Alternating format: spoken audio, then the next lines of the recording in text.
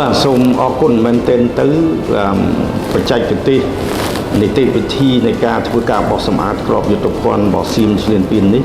វាត្រូវការផ្លាស់ប្ដូរនិងមានការវិវត្តផ្លាស់ប្ដូរច្រើនយើងប្រឈមមុខច្រើនដែរដោយករណីក្របបែកចកោមក្របបែកចកោមដែលយើងជួបប្រទះពី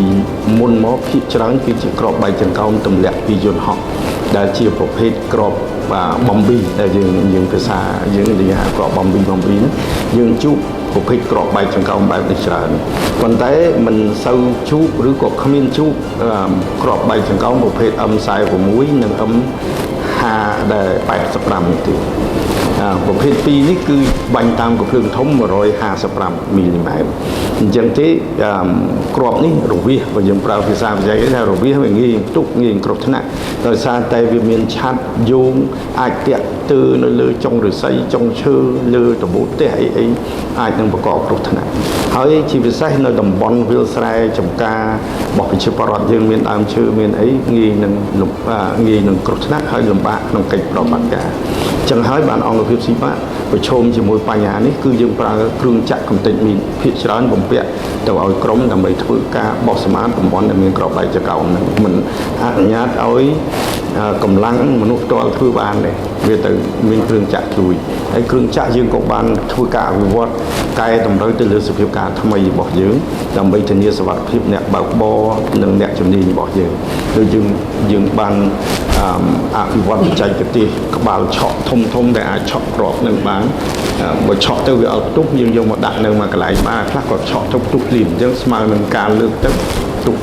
ក៏មានអញ្ចឹងយើងកែប្រែនីតិវិធីនិងបច្ចេកទេសមួយចំនួននេះជាបញ្ហាប្រឈមទី1បញ្ហាប្រឈមទី2របស់យើងទំហំនៃបញ្ហាវាធំអញ្ចឹងធនធានរបស់យើងមានកំណត់ទាំងកម្លាំងបច្ចេកទេសទាំងប្រភពធនធានថវិកាសម្ភារៈផ្សេងដែលត្រូវបម្រើកិច្ចប្រតិបត្តិការនេះអញ្ចឹងនេះយើងត្រូវរៀបរយកម្លាំងរបស់យើងឲ្យស្របទៅតាម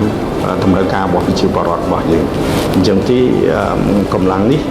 ជាបញ្ហាមួយដែលយើងប្រឈមយើងត្រូវការវឹកវើផងយើងត្រូវការធ្វើការផងយើងអាចឲ្យមកវឹកវើហើយខាងក្រោមអាចធ្វើការបានអញ្ចឹងបញ្ហាហ្នឹងវាទៅឆ្លាស់គ្នាយើងបន្ថយកម្លាំងខ្លះត្រឡប់មកវឹកវើកម្លាំងខ្លះបន្តធ្វើការហើយប្រញាប់ចេញទៅវិញយើងវឹកវើជុំយើងហៅវឹកវើជុំបន្តវឹកវើកម្លាំងរបស់យើងផងហើយនឹងបន្តប្រតិបត្តិការជាធម្មតានេះក៏ជាចំណុចប្រឈមមួយដែរចំណុចប្រឈមមួយទៀតគឺដែលយើង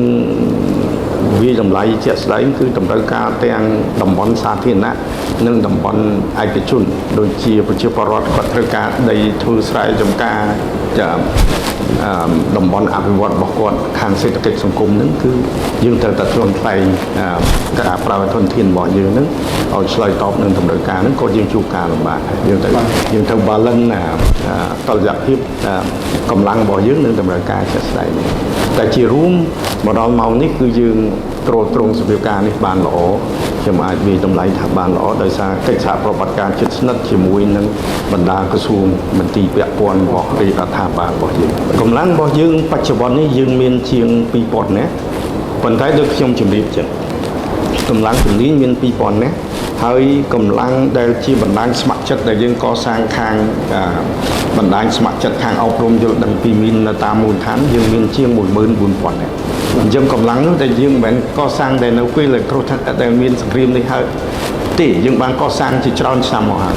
ជាង20ឆ្នាំហើយកម្លាំងនោះក៏បានជួយយើងច្រើននៅក្នុងការងារអប់រំតាមភូមិឋានតាមតំបន់ដែលរងផលប៉ះពាល់